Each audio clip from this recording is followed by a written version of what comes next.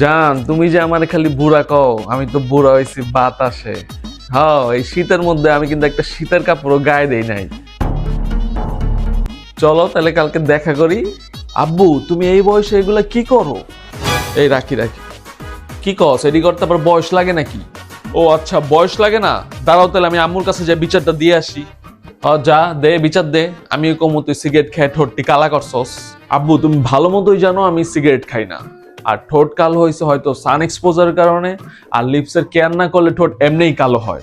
ওইটা তো আমি জানি। এখন আমি তোর ঠোঁট কিন্তু আমার মতো গোলাপি করে দিতে পারি, যদি তুই তোর মার কাছে বিচারটা না দেস। কিভাবে দেখি? কাছে আয়, কইতাছি।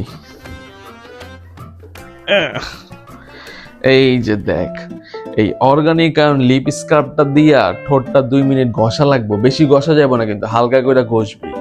ঘষার পরে পানি দিয়ে সুন্দর মতো পরিষ্কার কইরা তারপরে এই অর্গানিক কারণের লিপ বামটা ঠোঁটে লাগাই দিবি।